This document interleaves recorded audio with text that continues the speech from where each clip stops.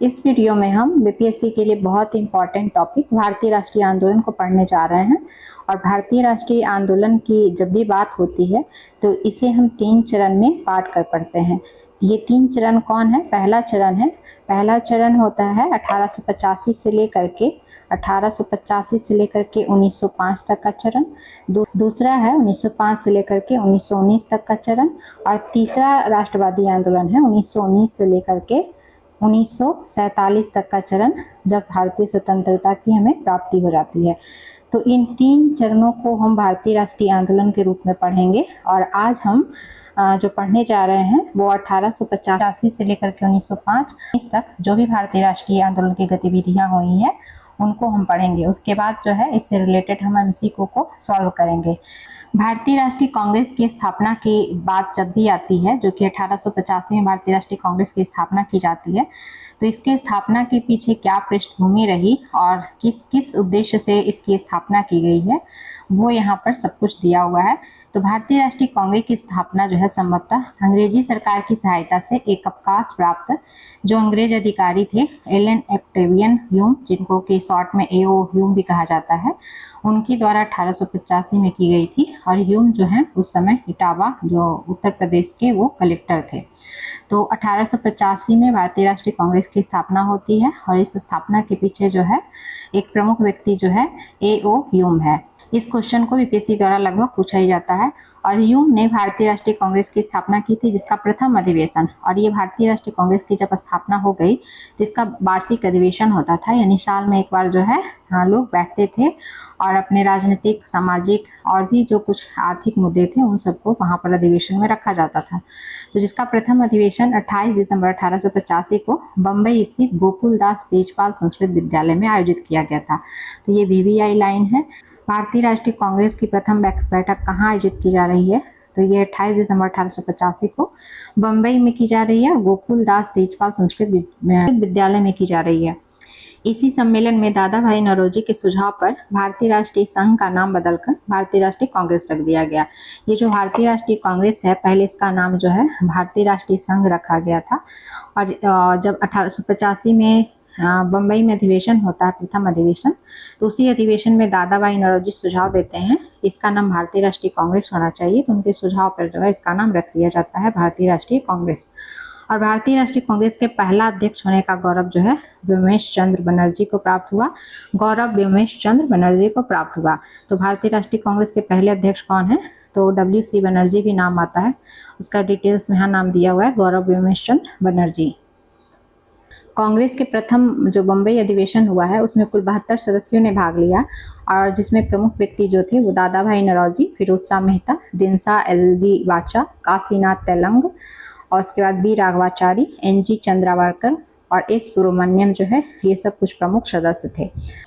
भारतीय राष्ट्रीय संघ, जिसको कि बाद में भारतीय राष्ट्रीय कांग्रेस कर दिया गया, उसका अधिवेशन पहले पुणे में होना था। जो बम्बई में होता है उसका अधिवेशन जो है पहले पुणे में होना था, लेकिन पुणे में अकाल पड़ जाने के कारण अधिवेशन को जो है बम्बई में आयोजित किया गया। तो भारतीय राष्ट्रीय संघ को भारतीय राष्ट्रीय कांग्रेस का अग्रदूत माना जाता है। तो ये तो पहले भी हमने पढ़ा कि भारतीय राष्ट्रीय कांग्रेस का ही पहले नाम भारतीय राष्ट्रीय संघ था, जिसको कि दादा भाई नौरोजी के सुझाव पर भारतीय राष्ट्रीय कांग्रेस किया गया। वहीं कांग्रेस का दूसरा अधिवेशन कलकत्ता में हुआ है। पहला अधिवेशन बम्बई में, दूसरा कलकत्ता में, जिसमें कुल 343 प्रतिनिधि भाग लिए। तीसरा अधिवेशन मद्रास में हुआ है जिसमें कुल 607 प्रतिनिधि, और चौथा अधिवेशन इलाहाबाद में हुआ है जिसमें कुल 1248 प्रतिनिधियों ने हिस्सा लिया। इस तरह से जो है कांग्रेस में प्रतिनिधियों की संख्या, भाग लेने वाले प्रतिनिधियों की संख्या दिनों दिन बढ़ती जाती है और भारतीय राष्ट्रीय कांग्रेस जो है धीरे धीरे एक बड़ी संस्था बनती जाती है। कांग्रेस की स्थापना से जुड़े कुछ विवाद है, यानी एओ ह्यूम के द्वारा जो कांग्रेस की स्थापना की गई, भारतीय राष्ट्रीय कांग्रेस की स्थापना की गई, तो उसे लेकर के कुछ विवाद है कि आखिर क्यों भारतीय राष्ट्रीय कांग्रेस की स्थापना की गई, उसके पीछे क्या मंतव्य रहा एओ ह्यूम का। तो बरसों से इतिहासकारों में इस बात को लेकर विवाद है कि कांग्रेस की स्थापना के पीछे वह दृढ़ राजनीतिक इच्छा शक्ति थी जिसने 1885 ईस्वी तक अंग्रेजों के विरुद्ध काफी प्रखर रूप धारण कर लिया था, या फिर वह अंग्रेजों की एक राजनीतिक चाल थी। विवाद इस बात को लेकर है कि क्या भारतीय राष्ट्रीय कांग्रेस की स्थापना कोई दृढ़ राजनीतिक इच्छा शक्ति थी या फिर सिर्फ जो है ये अंग्रेजों की एक राजनीतिक चाल थी, जिसे तत्कालीन वायसराय लॉर्ड डफरिन के परामर्श पर ह्यूम ने यानी कि ए.ओ. ह्यूम ने चरितार्थ किया। ये भी क्वेश्चन पूछता है कि जब भारतीय राष्ट्रीय कांग्रेस की स्थापना की गई तो उस समय गवर्नर जनरल कौन है, तो ये डफरिन है। और डफरिन का कार्यकाल क्या है, तो 1884 से लेकर के 1888 तक है और 1885 में भारतीय राष्ट्रीय कांग्रेस की स्थापना की जा रही है। तो इसी के समय जो है भारतीय राष्ट्रीय कांग्रेस की स्थापना होती है। तो विवाद इसी बात को लेकर है कि क्या डफरिन के परामर्श पर ए.ओ. ह्यूम ने इसे चरितार्थ किया एक राजनीतिक चाल के रूप में। तो इसी से रिलेटेड कुछ लोगों का कुछ यहाँ पर कथन दिया गया है, उस कथन को हम पढ़ते हैं। तो डफरिन के निर्देश पर ह्यूम ने कांग्रेस की स्थापना इस उद्देश्य से की थी कि भारतीय जनता में जो पनपता बढ़ता असंतोष है किसी भी रूप में उग्र रूप धारण न करे और असंतोष की इस बाष्प को बिना किसी खतरे के कांग्रेस रूपी सुरक्षा वाल्व से बाहर निकाला जा सके। तो सुरक्षा वाल्व का थ्योरी जो है किसके द्वारा दिया गया है, ये लाला लाजपत राय के द्वारा दिया गया है। कांग्रेस स्थापना से जोड़ करके सुरक्षा वाल्व का थ्योरी किसके द्वारा दिया गया, लाला लाजपत राय के द्वारा दिया गया। तो इसी सुरक्षा बल्ब से यहाँ पर कहा जा रहा है कि अतः निष्कर्ष के रूप में कहा जा सकता है कि कांग्रेस की स्थापना की तत्कालीन अभिप्रेरणा और उद्देश्य संभवतः ब्रिटिश साम्राज्य की रक्षा करना और उस पर आए खतरे को टालना ही था। लाला लाजपत राय के अनुसार ह्यूम को इस बात का विश्वास हो चला था कि भारत में शीघ्र ही भयंकर विस्फोट की संभावना है जिसमें ब्रिटेन का भारतीय साम्राज्य विनष्ट हो जाएगा। तो उसी विस्फोट को उजागर हो सके और उससे वो जो है बचने की कोशिश कर सके, इसीलिए जो है भारतीय राष्ट्रीय कांग्रेस की स्थापना की गई थी। ये ऐसा लाला लाजपत राय का मानना था। लाला लाजपत राय ने 1916 में यंग इंडिया के एक लेख में लिखा कि उन्होंने कांग्रेस को लॉर्ड डफरिन के दिमाग की उपज बताया। तो कांग्रेस, भारतीय राष्ट्रीय कांग्रेस की जो स्थापना की गई वो लॉर्ड डफरिन के दिमाग की उपज है, ऐसा स्टेटमेंट जो है किसके द्वारा दिया गया है, तो ये भी लाला लाजपत राय के द्वारा दिया गया है। और ये स्टेटमेंट उन्होंने कहाँ लिखा था, तो 1916 के यंग इंडिया के एक लेख में इन्होंने ऐसा लिखा था। तो क्वेश्चन इसी तरह से जो है कॉन्सेप्चुअल क्वेश्चन बनता है। जहां अंग्रेजों ने कांग्रेस की स्थापना सेफ्टी वाल्व के रूप में किया, वहीं भारतीय राष्ट्रीय कांग्रेस के सदस्यों ने इसका प्रयोग जो है तड़ित चालक के रूप में किया। यानी कि अंग्रेजों की तरफ से जो ये बात आई कि अंग्रेजों के द्वारा जो भारतीय राष्ट्रीय कांग्रेस की स्थापना की गई है वो सेफ्टी वाल्व के रूप में की गई है, वहीं कुछ भारतीय राष्ट्रीय कांग्रेस के सदस्य ने जो है इसे तड़ित चालक के रूप में किया। ये तड़ित चालक के रूप में संबोधित किया कि भारतीय राष्ट्रीय कांग्रेस की स्थापना एक तड़ित चालक के रूप में की गई है जिससे आंदोलन पर गिरने वाली सरकारी दमन की बिजली को रोका जा सके। यहाँ पर जो तड़ित चालक सिद्धांत है ये 1913 में जो है दिया गया है गोपाल कृष्ण गोखले के द्वारा। तो आप ये भी याद रखेंगे तड़ित चालक सिद्धांत किसके द्वारा दिया गया है, तो ये गोखले के द्वारा दिया गया है, गोपाल कृष्ण गोखले के द्वारा दिया गया है। वहीं आर.पी. दत्त का क्या कहना है कि आर.पी. दत्त ने कांग्रेस की स्थापना को ब्रिटिश सरकार की एक पूर्व निश्चित गुप्त योजना का परिणाम बताया। तो ये आर.पी. दत्त का कहना था। कांग्रेस से संबंधित कुछ और तथ्य हैं, कुछ यहाँ स्टेटमेंट ही है कि कांग्रेस जो है यानी भारतीय राष्ट्रीय कांग्रेस जो है लोगों का समूह शब्द की उत्पत्ति उत्तरी अमेरिका के इतिहास से हुई है और भारतीय राष्ट्रीय संघ कांग्रेस की पूर्वगामी संस्था की स्थापना का विचार सर्वप्रथम डफरिन के दिमाग में आया था और भारतीय राष्ट्रीय संघ को संस्था का रूप हालांकि एलन ऑक्टेवियन ह्यूम ने दिया और भारतीय राष्ट्रीय संघ का नाम भारतीय राष्ट्रीय कांग्रेस जो है भारतीय राष्ट्रीय संघ का नाम बदलकर भारतीय राष्ट्रीय कांग्रेस दादा भाई नौरोजी के सुझाव पर किया गया। यहाँ पर वही चीज़ों को दोहराया हुआ है, फैक्ट के रूप में दिया हुआ है, हम पढ़ लेते हैं कहीं कुछ छूटे ना। वहीं भारतीय राष्ट्रीय कांग्रेस की स्थापना 28 दिसंबर 1885 को बम्बई के गोकुलदास तेजपाल संस्कृत विद्यालय में हुई। कांग्रेस के प्रथम अध्यक्ष व्योमेश चंद्र बनर्जी थे और कांग्रेस के प्रथम अधिवेशन में सुरेंद्र नाथ बनर्जी ने हिस्सा नहीं लिया था। ये पॉइंट वहाँ नहीं दिया हुआ था कि प्रथम अधिवेशन में जो है एस.एन. बनर्जी, सुरेंद्र नाथ बनर्जी ने हिस्सा नहीं लिया था। और कांग्रेस के जो जनक हेलेन एक्टिवियन ह्यू को माना जाता है, जो कांग्रेस के पहले क्या थे, सचिव थे। और कांग्रेस के बारे में कुछ विशेष टिप्पणी है, कुछ विशेष कथन है, जहां से बीपीएससी की परीक्षा में क्वेश्चन बनता है।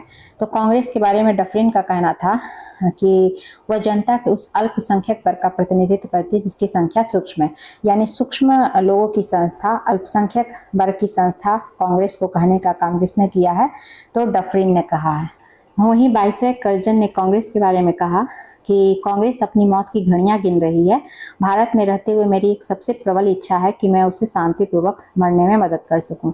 ये क्वेश्चन जो है बीपीएससी में सीडीपी में पूछ चुका है और अल्पसंख्यक वर्ग वाला भी पूछ चुका है। तो कर्जन के द्वारा ये कहा गया है कि कांग्रेस अपनी मौत की घड़ियां गिन रही है और भारत में रहते हुए मेरी एक सबसे बड़ी इच्छा है कि मैं उसे शांतिपूर्वक मरने में मदद कर सकूं। तो आप कर्जन का स्टेटमेंट भी याद रखिएगा। कर्जन ने कांग्रेस को गंदी चीज और देशद्रोही संगठन भी कहा। वहीं बंकिम चंद्र चटर्जी ने कहा कि कांग्रेस के लोग पदों के भूखे हैं। वहीं बाल गंगाधर तिलक ने कहा कांग्रेस के बारे में कि यदि हम वर्ष में एक बार मेढक की तरह टरटराएंगे तो हमें कुछ नहीं मिलेगा। लाला लाजपत राय का कहना था कि कांग्रेस सम्मेलनों को शिक्षित भारतीयों के वार्षिक राष्ट्रीय मेले की संज्ञा दी। लाला लाजपत राय का कहना था कि जो कांग्रेस का सम्मेलन होता है हर साल, ये शिक्षित भारतीयों की वार्षिक राष्ट्रीय मेले से ज्यादा कुछ नहीं है। वहीं अश्विनी कुमार दत्त का कहना था, अश्विनी कुमार दत्त, कि कांग्रेस के सम्मेलनों को 3 दिनों का तमाशा कहा। तो अश्विनी कुमार दत्त ने कांग्रेस सम्मेलन को 3 दिनों का तमाशा कहा। वहीं बिपिन चंद्र पाल ने इसे याचना संस्था की संज्ञा दी, यानी कि याचना संस्था की संज्ञा किसने दी है, बिपिन चंद्र पाल ने। साथ ही बिपिन चंद्र पाल का एक और स्टेटमेंट है कि कांग्रेस बुलबुलों से खेल रही है। कांग्रेस बुलबुलों से खेल रही है, बिपिन चंद्र पाल का स्टेटमेंट है। वहीं बाल गंगाधर तिलक ने कांग्रेस को चापलूसों का सम्मेलन और इसके अधिवेशन को छुट्टियों का मनोरंजन बतलाया। तो ये सब लाल बाल पाल जो कुछ उग्रवादी हैं वो सभी ने कांग्रेस को जो है, कांग्रेस की आलोचना की थी, कांग्रेस सम्मेलन की आलोचना की थी। तो हालांकि क्वेश्चन यहाँ से बनता है तो आप इसको जरूर से याद रखेंगे। वहीं सुरेंद्र नाथ बनर्जी ने जो है एक फैक्ट यहाँ दिया हुआ है कि सुरेंद्र नाथ बनर्जी ने नेशनल कॉन्फ्रेंस का वर्ष 1886 में भारतीय राष्ट्रीय कांग्रेस में विलय हो गया। नेशनल कॉन्फ्रेंस एक अलग संस्था थी जिसका कि 1886 में जब भारतीय राष्ट्रीय कांग्रेस का दूसरा सम्मेलन होता है उसी में विलय हो जाता है नेशनल कॉन्फ्रेंस का। और इंडियन नेशनल कांग्रेस को भीख मांगने वाली संस्था किसने कहा है, तो अरविंद घोष ने। अरविंद घोष ने इंडियन नेशनल कांग्रेस को, भारतीय राष्ट्रीय कांग्रेस को भीख मांगने वाली संस्था कहा है। अब हम राष्ट्रीय आंदोलन का द्वितीय चरण पढ़ेंगे 1905 से लेकर के 1919 तक को। तो राष्ट्रीय आंदोलन के इस चरण को नव राष्ट्रवाद या उग्रवाद के उदय का काल माना गया और इसी समय स्वदेशी आंदोलन तथा क्रांतिकारी आतंकवाद की शुरुआत हुई 1905 से 1919 के बीच में। यहाँ पे जो दिया हुआ है कि क्रांतिकारी आतंकवाद की शुरुआत हुई 1905 से 1919 के बीच में, तो आखिर क्रांतिकारी आतंकवाद या नव राष्ट्रवाद या उग्रवाद का उदय क्यों हुआ, तो उसके पीछे रीजन ये रहा कि कांग्रेस का जो प्रारंभिक जो कुछ उदारवादी नीतियाँ थी, उन नीतियों से बाद में जो कुछ उग्रवादी कहे जाने वाले नेता थे, जिसमें लाला लाजपत राय, बाल गंगाधर तिलक, बिपिन चंद्र पाल का नाम आता है, लाल बाल पाल का, तो वो सभी उग्रवादी कहे जाने वाले नेताओं का शीघ्र ही मोह भंग हो गया। किससे, जो कांग्रेस की प्रारंभिक जो कुछ उदारवादी नीतियां थी, तो इससे जो है इनका मोह भंग हो गया और उन्होंने कांग्रेस के उदारवादी नेताओं की अनुनय विनय की प्रवृत्ति को राजनीतिक भिक्षावृत्ति, पॉलिटिकल मेंडिकेंसी की संज्ञा दे डाली। तो कांग्रेस के उदारवादी नेताओं की राजनीतिक भिक्षावृत्ति के कारण जो है उग्रवादियों का मोह भंग हो गया और उन्होंने जो है उदारवादी से उग्रवादी कॉन्सेप्ट को अपना लिया। कांग्रेस के उग्रवादी तथा अतिवादी कहे जाने वाले नेताओं में प्रमुख कौन थे, तो बाल गंगाधर तिलक जो कि महाराष्ट्र से थे, अरविंद घोष जो कि बंगाल से थे, बिपिन चंद्र पाल ये भी बंगाल से थे, लाला लाजपत राय जो कि पंजाब से थे। ये मुख्यतः उग्रवादी अतिवादी कहे जाने वाले प्रमुख नेता थे। उग्रवादियों के राष्ट्रवाद को भारत की प्राचीन संस्कृति की गौरवमयी नवचेतना के जागरण से प्रेरणा मिली। उग्रवादियों ने अपने राष्ट्रवाद को कहाँ से जो है राष्ट्रवाद की प्रेरणा को कहाँ से लिया, तो जो भारत की प्राचीन संस्कृति थी और भारत की प्राचीन संस्कृति के साथ साथ जो है कुछ गौरवमयी नवचेतना से उन्हें प्रेरणा मिली अपने उग्रवादी नीतियों को, और उग्रवादी नीतियों को राष्ट्रवाद से जोड़ने में मदद मिली। उग्रवादी नेता अरविंद घोष ने अपनी पुस्तक भवानी मंदिर में लिखा है कि, तो भवानी मंदिर पुस्तक किनका हो गया, अरविंद घोष का।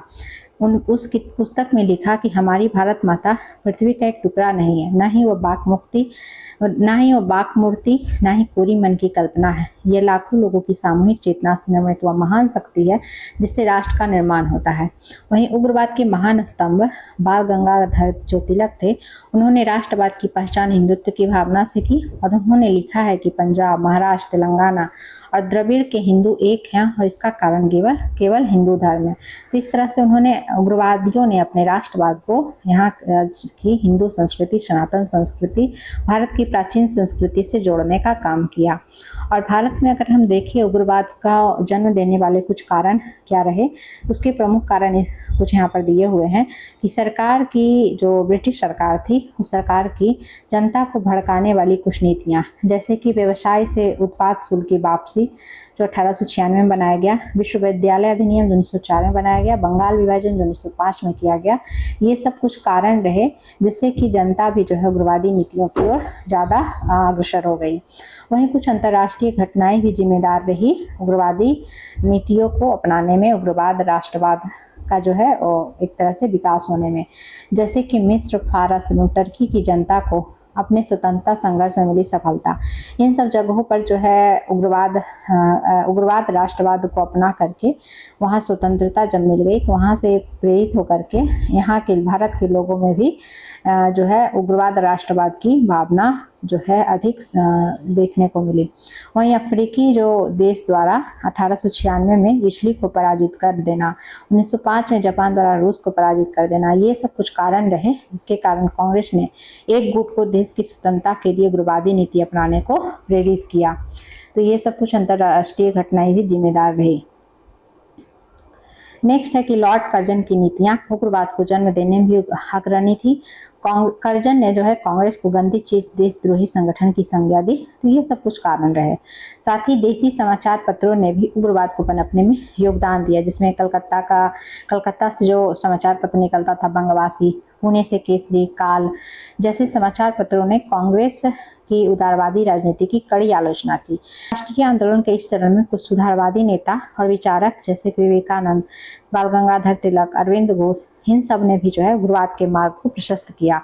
विवेकानंद ऐसे प्रथम भारतीय बन गए जिन्होंने प्रत्यक्ष रूप से कहा कि कमजोरी पाप है, कमजोरी मृत्यु है, हे भगवान हमारा राष्ट्र कब स्वतंत्र होगा। तो ये सब कुछ स्टेटमेंट रहा जिसके कारण जो है उग्रवाद को पनपने में सहायता मिली। है कि भारत में उग्रवाद की मशाल जलाने का श्रेय हालांकि बाल गंगाधर तिलक को दिया जाता है, क्योंकि इन्होंने राष्ट्रीय चेतना को जगाने के उद्देश्य से धार्मिक रूढ़िवादिता का सहारा भी लिया। और बाल गंगाधर तिलक ने 1894 ईस्वी में गणपति महोत्सव, 1896 ईस्वी में शिवाजी महोत्सव की भी शुरुआत की। तो गणपति महोत्सव और शिवाजी महोत्सव जो है ये दिखाता है कि बाल गंगाधर तिलक के द्वारा धार्मिक रूढ़िवाद का सहारा लिया गया राष्ट्रीय चेतना को जगाने के लिए। वहीं स्वराज, स्वदेशी और बहिष्कार का नारा भी जो है सर्वप्रथम बाल गंगाधर तिलक ने दिया था। और उनके अनुसार ये इनका कहना था कि हमारा राष्ट्र एक वृक्ष की तरह है जिसका मूल तना स्वराज है और स्वदेशी तथा बहिष्कार आदि उसकी शाखाएं हैं। फिर बंगाल विभाजन के विरुद्ध स्वदेशी आंदोलन शुरू होने से पूर्व ही बंगाल में अश्विनी कुमार दत्त और रविन्द्रनाथ टैगोर द्वारा स्वदेशी का बीज हालांकि बो दिया गया था। तो यहाँ पर कुछ चीजें उससे रिलेटेड दी हुई है। वहीं लाल बाल पाल यानी लाला लाजपत राय, बाल गंगाधर तिलक और विपिन चंद्र पाल उग्रवाद के 3 प्रमुख स्तंभ थे। बाल गंगाधर तिलक ने केसरी, विपिन चंद्र पाल ने न्यू इंडिया तथा लाला लाजपत राय ने पंजाबी नामक पत्र के माध्यम से ब्रिटिश सरकार पर करारा प्रहार किया। तीनों समाचार पत्रों का आप नाम याद रखेंगे जो कि उग्रवादी विचारधारा का समर्थन करते थे। हिंदू धर्म के पुनरुत्थान ने भी उग्रवाद के उदय में अहम भूमिका निभाई। वहीं राजनीतिक नेताओं ने पाश्चात्य शिक्षा एवं संस्कृति से श्रेष्ठ अपनी सभ्यता और संस्कृति को माना।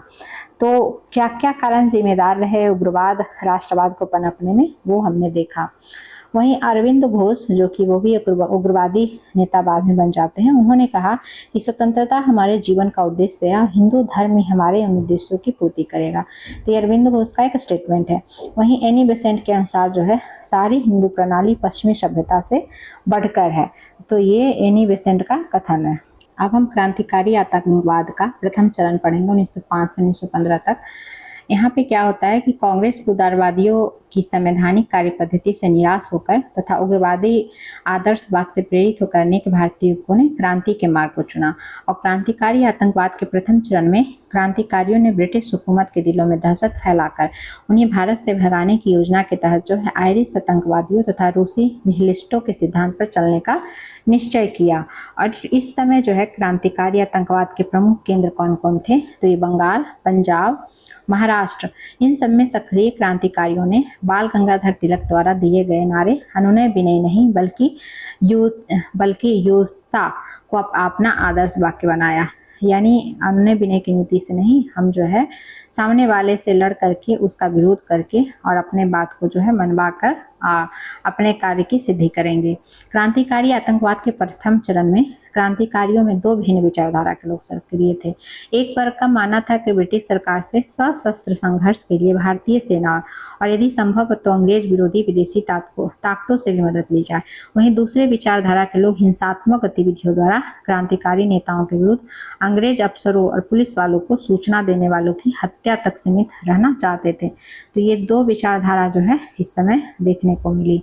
वहीं क्रांतिकारियों को आयरलैंड फ्रांसीसी क्रांति, इटली के पुनर्जागरण आंदोलन, अमेरिका के स्वतंत्रता संग्राम तथा सोवियत संघ की समाजवादी क्रांति से भी प्रेरणा मिली थी।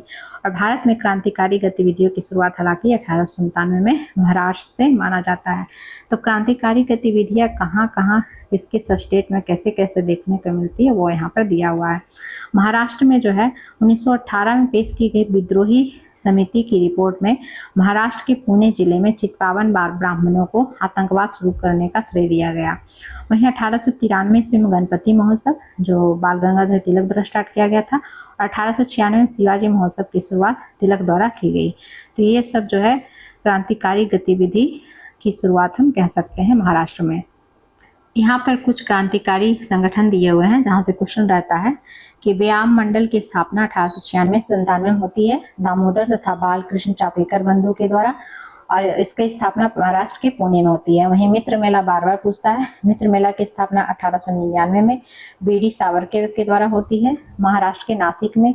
अभिनव भारत समाज भी पूछता है तो अभिनव भारत समाज 1904 में स्थापना बीडी सावरकर एवं गणेश सावरकर, बीडी सावरकर, जीडी सावरकर, महाराष्ट्र में स्थापना होती है। ढाका अनुशीलन समिति 1905 में पी मित्रा एवं पुलिन दास के द्वारा बंगाल में। अनुशीलन समिति 1907 में, ये भी पूछता है, अनुशीलन समिति 1907 में स्थापना होती है। बारेंद्र कुमार घोष, भूपेंद्र नाथ दत्त, प्रबोध मित्र, पे मित्र कहीं कहीं रहता है, पुलिन दास, सतीश चंद्र बोस, ये सब इसके संस्थापक सदस्यों में से हैं। वहीं कलकत्ता में इसकी स्थापना होती है। हिंदुस्तान रिपब्लिकन एसोसिएशन में पूछता है 1924 में इसकी स्थापना सचिंद्रनाथ सान्याल इसके स्थापना कर्ता में है, संस्थापक सदस्य में है। वहीं कानपुर में इसकी स्थापना होती है। हिंदुस्तान सोशलिस्ट रिपब्लिकन एसोसिएशन 1928 में स्थापना चंद्रशेखर आजाद संस्थापक और दिल्ली में इसकी स्थापना होती है। इंडियन रिपब्लिकन आर्मी 1930 में स्थापना सूर्य सेन इसके संस्थापक और चटगांव में इसकी स्थापना होती है। ये PVI है क्रांतिकारी संगठन, इसकी स्थापना वर्ष और कहाँ इसकी स्थापना होती है इसको आप याद रखेंगे कि महाराष्ट्र में जो है दामोदर तथा बाल कृष्ण चापेकर ने 22 जून 1897 ईस्वी को पुणे के ब्लैक कमिश्नर रैंड तथा एमरस्ट की हत्या कर भारत में क्रांतिकारी आतंकवादी गतिविधियों की नींव डाली और कालांतर में चापेकर बंधु को इसके लिए फांसी दे दी गई। वहीं चापेकर बंधु क्रांतिकारी संस्था हिंदू धर्म से जुड़े थे। वे हिंदू धर्म रक्षणी सभा उन्होंने बनाई थी और महाराष्ट्र में आर्य बांधव समिति नामक क्रांतिकारी संस्था तिलक की प्रेरणा से स्थापित की गई थी और 1897 ईस्वी में तिलक ने केसरी में लिखा कि श्री कृष्ण की गीता में यह उपदेश है कि अपने गुरुजनों तथा बंधुओं की भी हत्या कर दो। यदि कोई व्यक्ति कर्म फल की इच्छा के बिना अथवा कर्म में लिप्त न होकर कर्म करता है तो उसे कोई दोष नहीं रखता। ये बाल गंगाधर तिलक के द्वारा जो कहा गया था। वहीं महाराष्ट्र के क्रांतिकारी संघों में प्रथम स्थान विनायक दामोदर सावरकर द्वारा स्थापित अभिनव भारत समाज, जिसकी स्थापना 1904 में की गई थी, इसको जाता है। और विनायक दामोदर सावरकर द्वारा 1899 ईस्वी में स्थापित मित्र मेला नामक संस्था ही कालांतर में अभिनव भारत समाज के रूप में प्रसिद्ध हुई। तो ये बार बार पूछता है कि 1899 में जो मित्र मेला की स्थापना की गई थी बाद में किस संस्था में परिवर्तित हो गई, इसका नाम क्या हो गया, तो अभिनव भारत समाज। अभिनव भारत की शाखाएं महाराष्ट्र और मध्य भारत के कई इलाकों में सक्रिय थी और इस संस्था के मुख्य सदस्य अनंत लक्ष्मण करकरे ने नासिक के जिला मजिस्ट्रेट जैक्सन की हत्या कर दी थी और इस हत्याकांड से जुड़े लोगों पर नासिक षड्यंत्र केस के तहत मुकदमा भी चलाया गया था, जिसमें सावरकर के भाई गणेश सावरकर भी शामिल थे, जिन्हें आजीवन कारावास की सजा मिली। अब बंगाल की कुछ क्रांतिकारी घटना है। तो बंगाल में क्या हुआ है, तो बंगाल में क्रांतिकारी घटनाओं का आरंभ बंगाल विभाजन 1905 ईस्वी के बाद माना जाता है। लेकिन इस घटना के पूर्व भी वहां कुछ क्रांतिकारी संगठन अस्तित्व में आ चुके थे, जैसे कि 1902 ईस्वी में बंगाल में पहले क्रांतिकारी संगठन अनुशीलन समिति की स्थापना मिदनापुर में ज्ञानेंद्र नाथ बसु द्वारा तथा कलकत्ता में जतीन्द्रनाथ बनर्जी द्वारा और बारिंद्रनाथ घोष के द्वारा की गई थी 1902 में। वहीं अनुशीलन समिति के अलावा बंगाल में सुहद समिति, साधना समिति, स्वदेश बांधव समिति, बत्री समिति, ये सभी आतंकवादी गतिविधियों का संचालन करते थे। वहीं बंगाल विभाजन के उपरांत अनेक क्रांतिकारी समाचार पत्रों का बंगाल से प्रकाशन हुआ, जिसमें प्रमुख है क्रांतिकारी समाचार पत्र ये सब हैं: ब्रह्म बांधव उपाध्याय द्वारा प्रकाशित संध्या, अरविंद घोष द्वारा संपादित वंदे मातरम, उपेंद्र नाथ दत्त द्वारा संपादित युगांतर। ये सब बंगाल विभाजन के बाद जो है क्रांतिकारी कुछ समाचार पत्र हैं जो बंगाल से प्रकाशित होते थे। वहीं बारिशाल में पुलिस द्वारा की गई लाठीचार्ज पर जो है प्रतिक्रिया व्यक्त करते हुए युगांतर ने कहा कि अंग्रेजी सरकार के दमन को रोकने के लिए भारत की 30 करोड़ जनता अपने 60 करोड़ हाथ उठाए, ताकत का मुकाबला ताकत से किया जाए।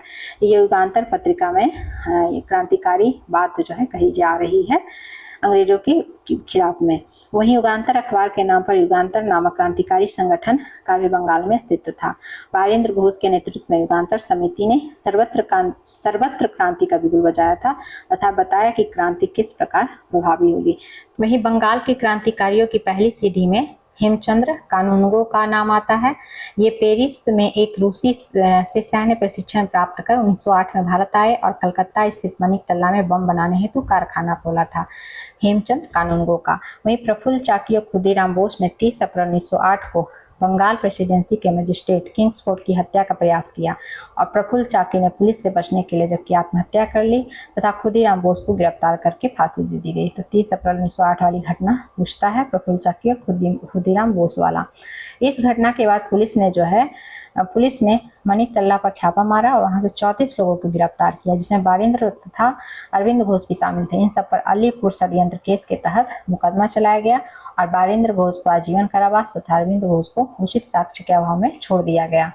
वहीं बंगाल के एक और क्रांतिकारी कौन थे, तो ये थे जतीन्द्रनाथ मुखर्जी, जिनको कि बाघा जतीन के नाम से जाना जाता था। 9 सितंबर 1915 ईस्वी को बालासोर में पुलिस द्वारा मुठभेड़ में हालांकि मारे गए। बंगाल के एक अन्य और महान क्रांतिकारी रासबिहारी बोस थे। कलकत्ता से जब दिल्ली राजधानी परिवर्तन हुआ तो उस समय लॉर्ड हार्डिंग पर फेंके गए बम की योजना जो बनाई गई थी, वो योजना रासबिहारी बोस ने बनाई थी, रासबिहारी बोस ने ही बनाई थी। 22 दिसंबर 1912 को एक घटना घटती है। हालांकि गिरफ्तारी से बचने के लिए रासबिहारी बोस जापान चले गए और गिरफ्तार किए गए लोगों पर जो इस घटना के बाद जो अंग्रेजों के द्वारा गिरफ्तार किया गया, तो गिरफ्तार किए लोगों पर अवध बिहारी, अमीर चंद्र, लाला मुकुंद, बसंत कुमार, इन सब पर जो है दिल्ली षड्यंत्र केस के तहत मुकदमा चलाया गया। ढाका में अनुशीलन समिति की सर्वाधिक शाखाएं थी। अनुशीलन समिति भी क्रांतिकारी संगठन थी और ढाका में इसकी सर्वाधिक शाखाएं थी। बंगाल में बढ़ रही क्रांतिकारी की गतिविधियों के दमन हेतु सरकार ने 1900 में विस्फोटक पदार्थ अधिनियम 108 लागू किया। इसमें समाचार पत्र अधिनियम का सहारा लेकर आतंकवाद को कुचलने का प्रयास किया गया। सरकार के दमन चक्र से बचने के लिए कुछ क्रांतिकारी भूमिगत होकर कार्य करने लगे, तो कुछ ने विदेशी धरती से ब्रिटिश साम्राज्य के विरुद्ध जो है क्रांतिकारी गतिविधियों के संचालन का निर्णय लिया, यानी वो लोग विदेश चले गए। वहीं अरविंद घोष कालांतर में जो है आतंकवादी क्रियाकलापों से अलग होकर सन्यासी हो गए अरविंद घोष तथा पुदुचेरी में अपना आश्रम स्थापित कर लिया। वहीं ब्रह्मा बंदोपाध्याय जिन्होंने सर्वप्रथम रविन्द्रनाथ टैगोर को गुरुदेव कहकर संबोधित किया था, रामकृष्ण मठ में जो है स्वामी जी बन गए। तो इस तरह से जो है जो भी क्रांतिकारी थे वो जो है एक तरह से इधर उधर हो गए। वहीं पंजाब में क्रांतिकारी घटना हम देखते हैं। पंजाब में क्रांतिकारी आतंकवाद का उदय बार बार पड़ने वाले अकाल और भू राजस्व तथा सिंचाई करों में वृद्धि के परिणाम स्वरूप हुआ। पंजाब में अजीत सिंह, सूफी अंबा प्रसाद, लाला लाजपत राय जैसे नेताओं ने आतंकवाद को जन्म दिया। वहीं अमेरिका में गदर पार्टी की स्थापना के बाद पंजाब गदर पार्टी की गतिविधियों का प्रमुख केंद्र बन गया। कौन? पंजाब। सूफी अंबा प्रसाद, अजीत सिंह देश छोड़कर हालांकि अफगानिस्तान चले जाते हैं। अजीत सिंह ने लाहौर में अंजुमन मोहिबान वतन नामक एक संस्था की स्थापना की थी तथा भारत माता नाम से अखबार निकाला था अजीत सिंह ने। ये सब क्रांतिकारी गतिविधियों से जुड़ा हुआ अखबार पत्र ही था। यहाँ पर कुछ जो है विदेशों में संचालित क्रांतिकारी संगठन है जहाँ से क्वेश्चन रहता है। इंडिया होम रूल सोसाइटी की स्थापना 1905 में, श्यामजी कृष्ण वर्मा इसके संस्थापक हैं, इंग्लैंड में इसका स्थापना होता है। इंडियन डिफेंस 1907 में तारकनाथ दास द्वारा स्थापित, अमेरिका में इसकी स्थापना होती है।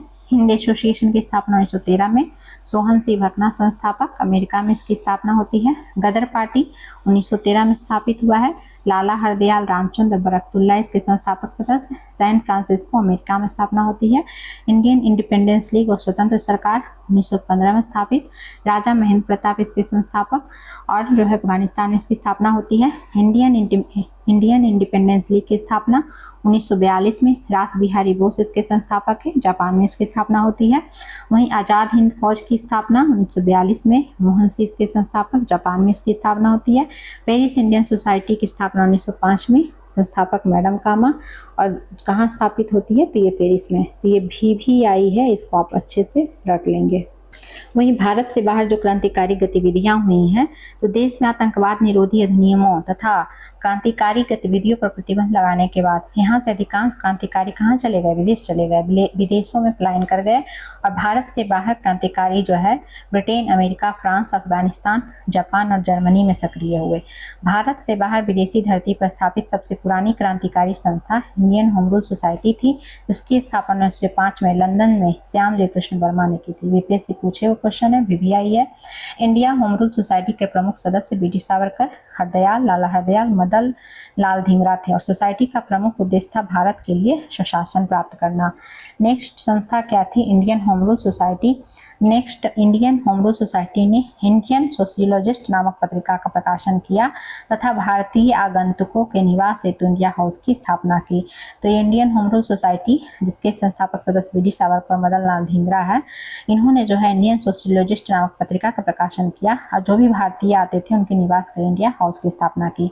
बाद में यही इंडिया हाउस जो है क्रांतिकारियों की गतिविधियों का प्रमुख केंद्र बन गया और 9 मई 1905 ईस्वी को इंडिया होम रूल सोसाइटी की तरफ से 1857 के प्रथम स्वाधीनता संग्राम की वार्षिकी भी मनाई गई थी और इसके अध्यक्ष जेठलाल मोतीलाल पारिक थे। श्यामजी कृष्ण वर्मा जो थे और उनके सहयोगियों की बढ़ती हुई क्रांतिकारी गतिविधियों के कारण ब्रिटिश सरकार का ध्यान जब उनकी ओर गया, तब 1906 में श्यामजी कृष्ण वर्मा जो है लंदन से जाकर पेरिस में बस गए। इसी समय इंडिया हाउस का नेतृत्व BD सावरकर के हाथ में आ गया और इस समय इन्होंने 1857 का भारतीय स्वतंत्रता का युद्ध नामक पुस्तक की रचना की। तो 1857 का भारतीय स्वतंत्रता का युद्ध किनके द्वारा लिखा गया? BD सावरकर के द्वारा, और जिससे 1857 के विद्रोह को उन्होंने भारत का प्रथम स्वतंत्रता संग्राम भी बताया। BD सावरकर के द्वारा कहा गया कि 1857 का विद्रोह भारत का प्रथम स्वतंत्रता संग्राम था। इंडिया हाउस के सदस्य मदन लाल धिंगरा ने 1 जुलाई 1909 को भारत सचिव के राजनीतिक सलाहकार विलियम हट कर्जन बाइली को गोली मारकर हत्या कर दी और शीघ्र ही धिंगरा को फांसी पर इसके एवज में लटका दिया गया। तो इंडिया हाउस के सदस्य मदन लाल धिंगरा के द्वारा जो है विलियम हट कर्जनी बाइली की गोली मारकर हत्या कर दी जाती है। ये सब क्रांतिकारी गतिविधियों में ही आता है जो कि विदेश के बाहर घटित हो रहा है। इस हत्याकांड के बाद जो है सावरकर को गिरफ्तार कर नासिक षड्यंत्र केस के तहत मुकदमा चलाने के लिए भारत भेजा गया और सावरकर को लंदन से भारत लाने हेतु SS मोरिया नामक जहाज से भेजा गया था। ये श्यामजी कृष्ण वर्मा की एक अन्य सहयोगी मैडम भीखाजी रुस्तम कामा, KR कामा, जिन्हें मदर ऑफ इंडियन रेवोल्यूशन भी कहा जाता है। तो मदर ऑफ इंडियन रेवोल्यूशन किन्हें कहा जाता है? मैडम भीखाजी रुस्तम कामा को। उन्होंने जो है 1902 में भारत की स्वतंत्रता का संदेश यूरोप के विभिन्न देशों तथा अमेरिका आदि में प्रचार के लिए भारत को छोड़ दिया था उन्होंने। भारत यानी जा करके वो भारत को छोड़ करके वो अन्य देशों में जो है भारत की स्वतंत्रता का वो प्रचार कर रही थी, ऐसा कहना है। मैडम कामा ने वंदे मातरम और मदन तलवार नामक 2 क्रांतिकारी पत्रों का प्रकाशन किया और 1907 में, ये बीपीएससी पूछे हुए, 1907 में स्टुटगार्ट जो कि जर्मनी में है में होने वाले द्वितीय अंतर्राष्ट्रीय समाजवादी कांग्रेस में के सम्मेलन में मैडम कामा, जो मैडम भीखाजी रुस्तम कामा है, उन्होंने भारतीय प्रतिनिधि के रूप में हिस्सा लिया था और यहीं पर जो है उन्होंने राष्ट्रीय झंडे को फहराया था, भारतीय राष्ट्रीय झंडे को फहराने का काम किया था। और इसी सम्मेलन में कामा ने ब्रिटिश शासन के दुष्परिणामों के बारे में विचारोत्तेजक भाषण दिया और स्टुटगार्ट सम्मेलन में ही मैडम कामा ने पहली बार हरा, पीला और लाल रंग के राष्ट्रीय झंडे को फहराया और यह झंडा सरदार सी राणा ने मैडम भीखाजी कामा के साथ डिजाइन किया था। ये क्वेश्चन भी पूछे हुए हैं। मैडम कामा पेरिस में रहते हुए क्रांतिकारी गतिविधियों से जुड़ी रही। वहीं आप जो है कुछ क्रांतिकारी संगठन है जहां से क्वेश्चन हमेशा रहता है। गदर पार्टी, गदर पार्टी की स्थापना 1913 में हो रही है। क्रांतिकारी आतंकवादी आंदोलन के प्रथम चरण में अनेक भारतीय संयुक्त राज्य अमेरिका और कनाडा में बस गए। इन लोगों ने वहां से समाचार पत्रों का प्रकाशन किया। 1907 ईस्वी में रामनाथ पुरी ने सर्कुलर ए आजादी तथा वैंकूवर में तारक नाथ दास ने फ्री हिंदुस्तान का प्रकाशन किया। ये अखबार राष्ट्रीय भावना से ओतप्रोत थे। संयुक्त राज्य अमेरिका में रह रहे द्वारका नाथ दास ने 1907 ईस्वी में कैलिफोर्निया में भारतीय स्वतंत्रता लीग का गठन किया और नवंबर 1913 में सोहनसिंह भकना ने हिंद एसोसिएशन ऑफ अमेरिका की स्थापना की। इस संस्था ने कालांतर में अंग्रेजी, उर्दू, मराठी और पंजाबी में से एक साथ गदर या हिंदुस्तान गदर 1857 के विद्रोह के स्मृति में इसका प्रकाशन किया गया था, गदर या हिंदुस्तान गदर का। और ध्यातव्य रहे या ध्यान रहे कि उसका प्रथम अंक उर्दू में छपा था, बाद में गुरुमुखी में भी छपने लगा था। तो यह कहना चाह रहा है कि गदर पार्टी की स्थापना के पीछे जो है गदर पत्रिका रही, जो कि 1857 के विद्रोह के स्मृति में इसको प्रकाशित किया गया था। किसके द्वारा प्रकाशित किया गया था? उस हिंद एसोसिएशन ऑफ अमेरिका जो संस्था स्थापना की गई थी, उस संस्था के द्वारा जो है गदर पत्रिका का प्रकाशन किया गया था 1800 विद्रोह की स्मृति में, 1857 के विद्रोह की स्मृति में। गदर पत्रिका के नाम पर ही जो गदर पत्रिका प्रकाशित की गई, उसी पत्रिका के नाम पर ही हिंद एसोसिएशन ऑफ अमेरिका का नाम गदर आंदोलन पड़ गया। जो हिंद एसोसिएशन संस्था था उसी का नाम बाद में गदर आंदोलन पड़ जाता है। लाला हरदयाल जो 1911 ईस्वी से कैलिफोर्निया के स्टैनफोर्ड विश्वविद्यालय में अध्यापन कर रहे थे, 1913 ईस्वी में गदर संस्था से जुड़ गए। वे इस संस्था के मनीषी पृथक पथ प्रदर्शक थे। तो गदर संस्था से एक नाम जुड़ा हुआ आता है किनका? लाला हरदयाल का। गदर आंदोलन ने सैन फ्रांसिस्को में युगांतर आश्रम की स्थापना की और वहीं से अपनी गतिविधियों का संचालन शुरू कर दिया, क्रांतिकारी गतिविधियों का। उर्दू और गुरुमुखी भाषा की गदर के अंकों में शस्त्र धारण कैसे करे, बगावत करने तथा अंग्रेजी अधिकारियों की हत्या के लिए प्रोत्साहित करने वाली कविताओं का भी प्रकाशन होता था। लाला हरदयाल, भाई परमानंद और रामचंद्र गदर पार्टी के प्रमुख नेताओं में से थे। ये लोग उसके प्रमुख नेता थे। राजा महेंद्र प्रताप ने जर्मनी के सहयोग से अफगानिस्तान के काबुल नगर में दिसंबर 1915 को अंतरिम भारत सरकार की स्थापना की है। तो ये अंतरिम भारत सरकार की स्थापना कब की गई पूछे हुए है, तो 1915 में की गई, राजा महेंद्र प्रताप के द्वारा की गई है, जर्मनी के सहयोग से की गई है और अफगानिस्तान के काबुल नगर में की गई है। ये सब भारत के बाहर जो भी क्रांतिकारी गतिविधियां हो रही हैं वो सब पॉइंट यहाँ पे दिया हुआ है। राजा महेंद्र प्रताप के मंत्रिमंडल के अन्य सदस्य कौन थे? बरकतुल्ला, जो कि इनको प्रधानमंत्री बनाया गया, मौलाना अब्दुल्ला, मौलाना बशीर, सिपिल्ले, शमशेर सिंह, डॉक्टर मथुरा सिंह, खुदाबख्श और मोहम्मद अली। इसी दौरान राजा महेंद्र प्रताप अपनी सरकार के समर्थन हेतु लेनिन से भी मिले थे। अगला हमारे लिए इम्पोर्टेंट है बंगाल विभाजन। बंगाल विभाजन जो कि 1905 में होता है। बंगाल विभाजन का प्रस्ताव किसने रखा था? तो गवर्नर एनडी फ्रेजर ने रखा था और यह हालांकि बंगाल विभाजन विलियम बर्ड के दिमाग की उपस्थिति। ये क्वेश्चन पूछे हुए कि बंगाल विभाजन किसके दिमाग की उपस्थिति? विलियम बर्ड के दिमाग की उपस्थिति। लॉर्ड कर्जन का गवर्नर जनरल काल भारत में ब्रिटिश साम्राज्य का उच्चतम बिंदु था। इसके विभिन्न प्रशासकीय कार्यों में जिस कार्य का सर्वाधिक विरोध हुआ और जो सबसे विवादास्पद भी रहा वो बंगाल विभाजन था। तो बंगाल विभाजन किस गवर्नर जनरल के काल में होता है? तो लॉर्ड कर्जन के काल में होता है। कर्जन द्वारा बंगाल विभाजन का निर्णय जो कि 1905 में हुआ भारतीय राष्ट्रवाद पर किया गया प्रच्छन्न प्रहार था। बंगाल प्रेसिडेंसी उस समय जो है तत्कालीन सभी प्रेसिडेंसियों में सबसे बड़ी थी। इससे पश्चिमी और पूर्वी बंगाल सहित बिहार और उड़ीसा भी शामिल थे। असम बंगाल से 1874 में ही अलग हो चुका था।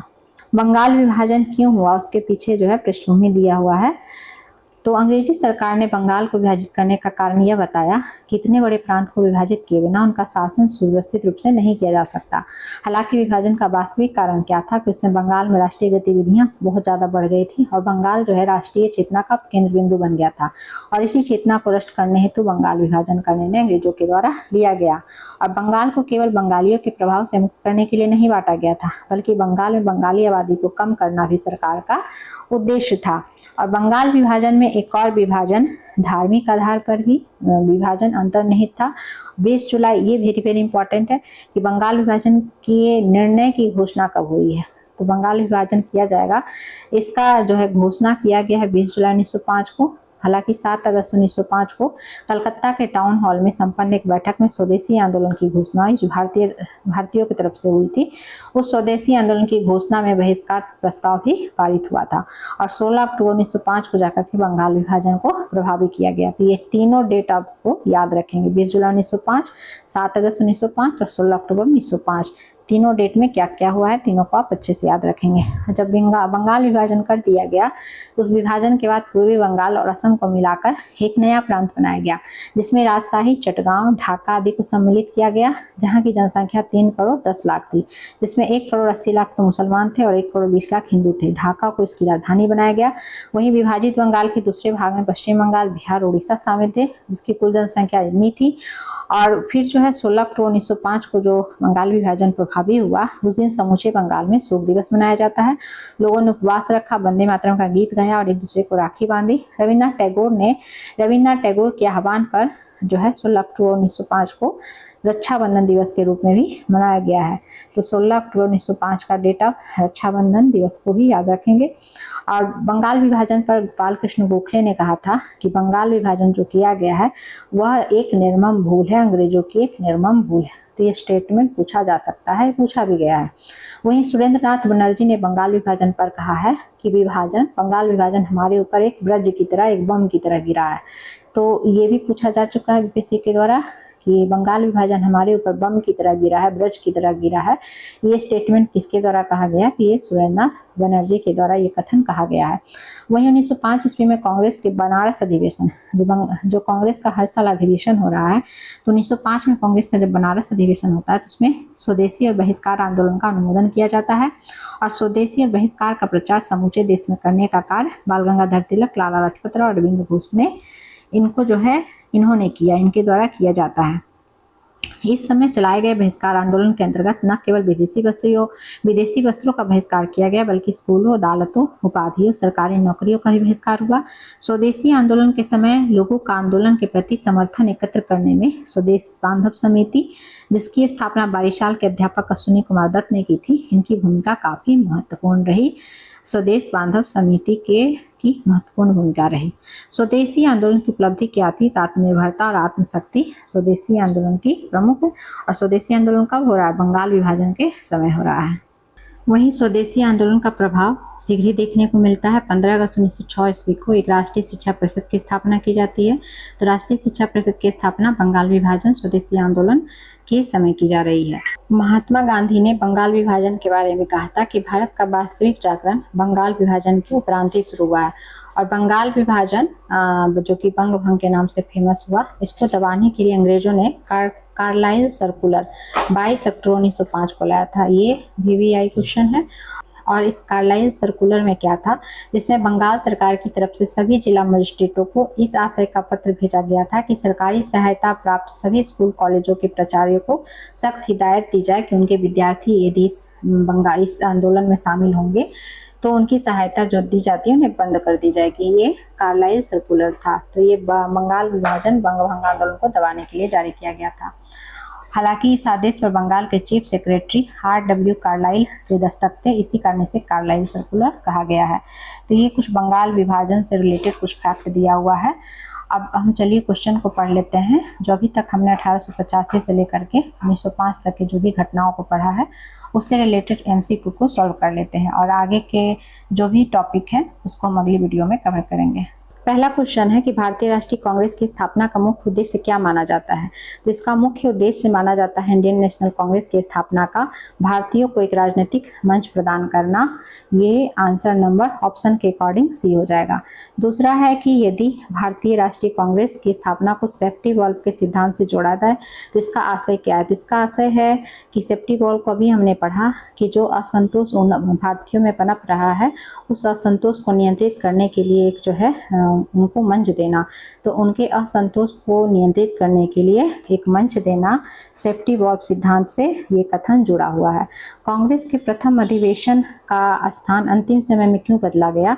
क्योंकि जो है अकाल पड़ गया था, होना था पुणे में, लेकिन पुणे में अकाल पड़ने के कारण कांग्रेस का प्रथम अधिवेशन बम्बई में किया गया। बम्बई के तेजपाल गोकुल तेजपाल संस्कृत विद्यालय में किया गया था। चौथा क्वेश्चन है कि कांग्रेस के प्रथम अध्यक्ष का चयन यह दर्शाता है कि प्रारंभिक कांग्रेस मुख्यतः किस वर्ग का प्रतिनिधित्व करती थी। तो कांग्रेस के प्रथम अध्यक्ष डब्ल्यू.सी. बनर्जी थे।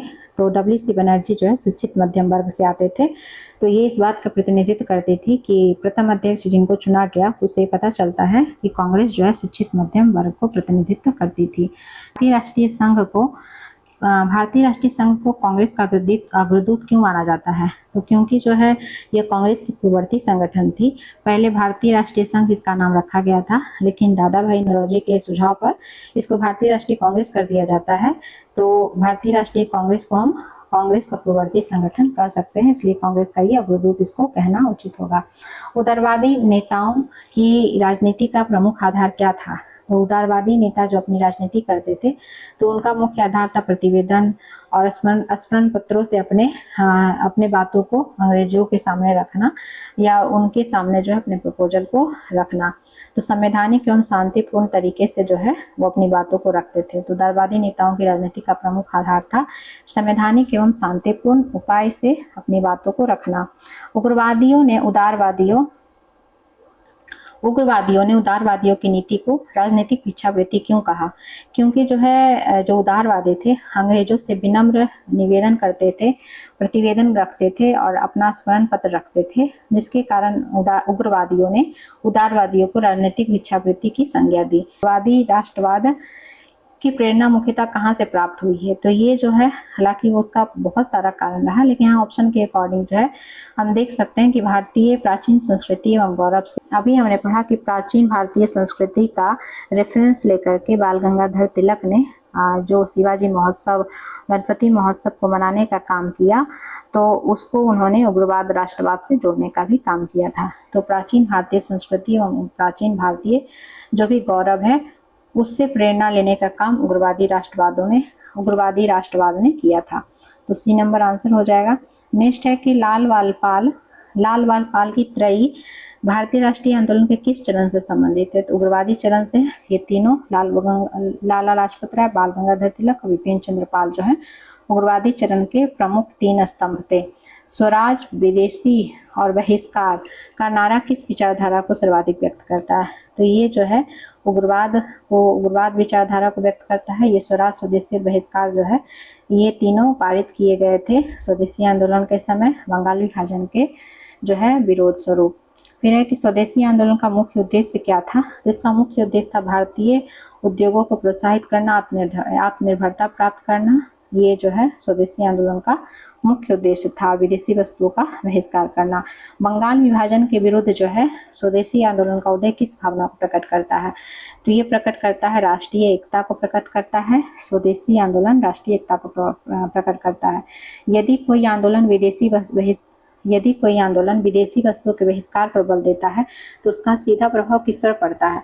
तो ये विदेशी व्यापार पर पड़ता है। उसका सीधा प्रभाव ऑप्शन के अकॉर्डिंग कि कोई आंदोलन अगर विदेशी वस्तुओं का बहिष्कार करेगा तो विदेशी जो भी व्यापार है उसके पर निगेटिव इम्पैक्ट पड़ेगा। नेक्स्ट है कि गणपति महोत्सव और शिवाजी महोत्सव के राजनीतिक उपयोग का मुख्य उद्देश्य क्या था? इसका मुख्य उद्देश्य था जन जागरण और राष्ट्रीय चेतना का विकास करना। गणपति उत्सव और शिवाजी उत्सव का। उग्रवाद के उदय में अंतर्राष्ट्रीय घटनाओं का प्रभाव किस तथ्य को दर्शाता है? तो उग्रवाद के उदय में अंतर्राष्ट्रीय घटना भी एक सहयोगी रही। तो वो जो है किस तथ्य को दर्शाता है? तो भारतीय राष्ट्रवाद वैश्विक घटनाओं से प्रेरित था। बी नंबर आंसर हो जाएगा। फिर है कि क्रांतिकारी आंदोलन और उग्रवाद में मुख्य अंतर क्या था? तो इन दोनों में मुख्य अंतर ये था कि जो उग्रवादी थे वो संवैधानिक दबाव में, वहीं क्रांतिकारी जो आंदोलन था वो हिंसात्मक उपायों में विश्वास करते थे। हमने क्रांतिकारी आंदोलनों के भी 2 चरण पढ़े, तो उसमें क्रांतिकारी आंदोलन उग्रवाद 2 विचारधारा भी हमने पढ़ा। तो उसमें उग्रवादी संवैधानिक दबाव में विश्वास रखते थे, जबकि क्रांतिकारी हिंसात्मक उपायों में विश्वास रखते थे। नेक्स्ट है कि चापेकर बंधुओं, जो भी हमने पढ़ा चापेकर बंधुओं के बारे में। तो चापेकर बंधुओं की कार्यवाही भारतीय राष्ट्रीय आंदोलन की किस प्रवृत्ति का संकेत थी? तो क्रांतिकारी राष्ट्रवाद की संकेत थी। अभिनव भारत समाज की स्थापना का प्रमुख उद्देश्य क्या था? तो अभिनव भारत समाज की स्थापना का प्रमुख उद्देश्य था क्रांतिकारी राष्ट्रवाद को संगठित करना। बी नंबर हो जाएगा। फिर नेक्स्ट है कि विदेशों में सक्रिय विदेशों में सक्रिय भारतीय क्रांतिकारियों की गतिविधियां किस बात की प्रमाण थी? तो ये राष्ट्रीय आंदोलन का अंतर्राष्ट्रीय विस्तार हम कह सकते हैं प्रमाण थी कि विदेशों में भी भारतीय क्रांतिकारी सक्रिय थे। विदेशों में स्थापित क्रांतिकारी संगठनों का मुख्य उद्देश्य क्या था?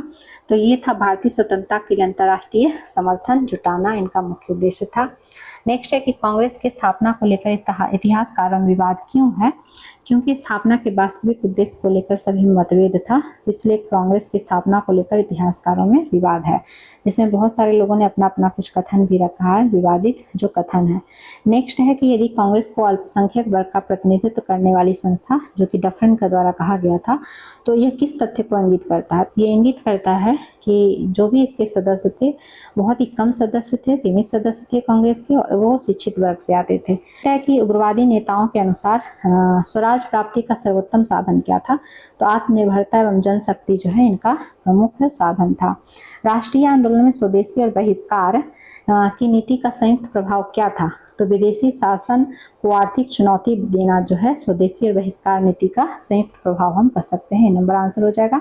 आज का लास्ट क्वेश्चन है, यह कांग्रेस उग्रवाद और क्रांतिकारी आंदोलन के विकास क्रम में कौन सा निष्कर्ष निकलता है? तो इन तीनों, चाहे कांग्रेस हो, चाहे उग्रवाद हो, चाहे क्रांतिकारी आंदोलन हो, तीनों के विकास क्रम को अगर हम निष्कर्ष रूप से कहना चाहें तो इसका निष्कर्ष निकलता है कि राष्ट्रवाद समय के साथ अधिक सक्रिय और व्यापक होता गया। ये हम कह सकते हैं, राष्ट्रवाद समय के साथ अधिक सक्रिय और व्यापक होता गया। तो इस तरह से हमने जो भी अभी पढ़ा उसका कुछ MCQ को भी हमने सॉल्व कर लिया ताकि जो है चीज़ें हमें याद रहे।